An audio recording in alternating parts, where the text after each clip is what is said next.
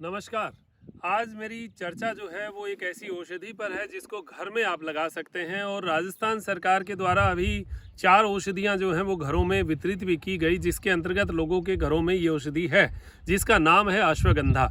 अश्वगंधा का आम तौर पर जड़ जो है वो काम में ली जाती है शास्त्रों में, चाहे चरक संहिता हो, सुश्रुत संहिता हो, चाहे वाग्भट जी हो, उन्होंने सब ने इसकी जड़ों का ही उल्लेख किया है। ज़्यादातर जगहों पर पत्तों का कहीं कहीं उल्लेख हमें इसका मिलता है। अभी जो क्योंकि उपयोगी जो बात हो उसी की चर्चा हमें करनी चाहिए, तो अभी वर्तमान में घरों में एक एक अश्वगंधा का पौधा बांटा गया। तो घर में अगर अश्वगंधा का पौधा बांटा गया है, अगर ये राजस्थान में तो बांटा गया, मुझे पता नहीं कि राजस्थान से बाहर भी दिया गया है, अगर नहीं भी दिया गया तो मैं परिचय दे देता हूँ। ये अश्वगंधा है जिसका ज़्यादातर खेतों में आपको ये पौधा मिल जाएगा, जो मेड़ है उन पर मिल जाएगा, और जहाँ पानी अच्छा है वहाँ तो इसका बीज होता है तो वहाँ मिल ही जाता है।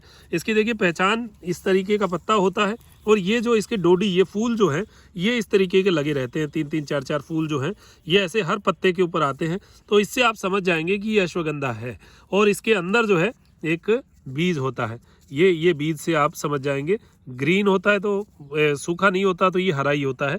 तो इस तरीके का बीज होता है, इससे आप अश्वगंधा को समझ जाएंगे। एक क्षुप टाइप में ऐसे एक झाड़ झखाड़ की तरह होता है, और इसकी जब हम खुशबू लेते हैं तो अजीब सी तीखी खुशबू होती है। अश्वगंधा यानी अश्व की गंध वाला, ये 2 प्रकार से माना जाता है, एक असगंध है और एक अश्वगंधा है।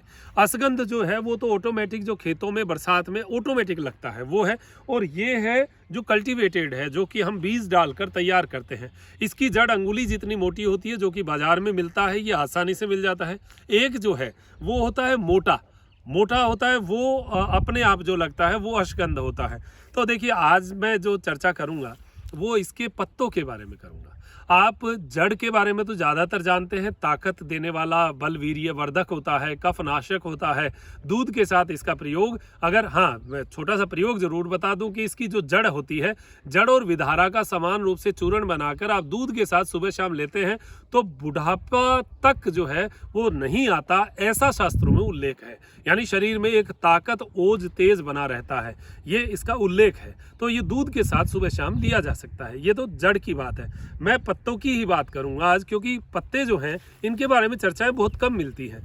पत्तों का जो उपयोग है 2 चीज़ों में हम ले सकते हैं। एक तो मोटापे में, जो कि संतों के द्वारा, ये कहीं उल्लेख ज़्यादा नहीं है, लेकिन जो साधु संत हैं जिनके पास हम बैठते हैं उनसे बात करते हैं, वो इसका उपयोग बताते हैं कि मोटापा जिनको है उनको 3-4 पत्तियां रोज सुबह सिलबट्टे पर या खरल में रगड़ के इसका पूरा जूस निकाल के पानी के साथ मिक्स करके थोड़ी सी मिश्री डालकर लिया जा सकता है।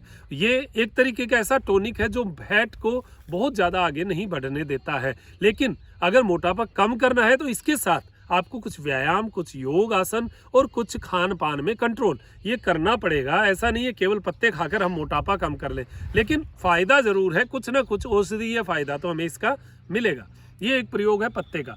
दूसरा प्रयोग इसी पत्ते के द्वारा ही, वही जो आप सिलबट्टे पर रगड़ के उसको जो कच्चा ले रहे हैं, उसी का प्रयोग उसी के साथ मिल रहा है। जिसको अनिद्रा की प्रॉब्लम है उनको नींद आनी शुरू हो जाती है ज़्यादातर मामलों में। मैं 100% नहीं कहता, लेकिन देश काल परिस्थिति का इफेक्ट हर जगह होता है, लेकिन ज़्यादातर मामलों में ये देखा गया है कि इसका लाभ मिल जाता है। तो ये 2 तरीके, और इसको लेने का तरीका क्या है। इसके पत्ते देखिए आप, सिंपल साफ पत्ते, इसके कीड़े नहीं लगे हों, ऐसे पत्ते, छने हुए पत्ते ना लें, ऐसे साफ से जो पत्ते हैं वो पत्ते लीजिए। ऐसे जैसे ये 3 या 4 पत्ते ले लिए, इन पत्तों को जो है वो आप उबाल लीजिए। इसको थोड़ा सा तोड़ के या फिर इसको थोड़ा कूट के जो है पानी में डालिए। पानी कितना, 1 गिलास पानी डालिए, उस 1 गिलास पानी में ये पत्ते डाल दीजिए और उसको उबाल कर आधा कर लीजिए। वो आधा पानी चाय की तरह, थोड़ी मिश्री डाल लीजिए, चाय की तरह शिप करते हुए उसको पीजिएगा सुबह खाली पेट। यानी फ्रेश होके आ गए, भोजन वगैरह कुछ किया हुआ नहीं है, उस समय खाली पेट इसको पी सकते हैं। इसको पीने से एक तो मोटापे वाला और एक नींद नहीं आने वाला, ये 2 चीज़ें जो है इसमें आपको इसका लाभ जो है देखने को मिलेगा, ज़रूर मिलेगा। और अगर नहीं मिलता है और आपको लगता है इससे मुझे कुछ अजीब सा चक्कर सा या सर दर्द या कुछ भारीपन लग रहा है, तो आप बंद कर दीजिएगा। इसको 3 दिन लीजिए फिर बंद कर दीजिए। अगर आपको अच्छा लग रहा है तो आगे इसको एक्सटेंड कर सकते हैं, बढ़ा सकते हैं। ये छोटा सा प्रयोग मैंने बताया जो कि घरों में, राजस्थान में तो हर घर में ये पहुंच चुका है, और बाकी जो हमारे अदर देन इसके जो स्टेट हैं वहाँ पर अश्वगंधा वैसे भी हरा मिल जाता, नहीं मिला तो आप छोटा सा एक बीज होता है, 1 या 2 बीज ले आइए, उसको उगा दीजिए। इतना बड़ा क्षुप जो है ये पौधा है हमारे घर में हो जाएगा। इसके पौधे ये बरसात में लगाया हुआ है, अब बरसात के बाद में देखिए आप कितना बड़ा हो गया है, ये ख़त्म नहीं होता, इसका ही बीज गिर के यहीं पैदा हो जाएगा और बढ़ता जाएगा।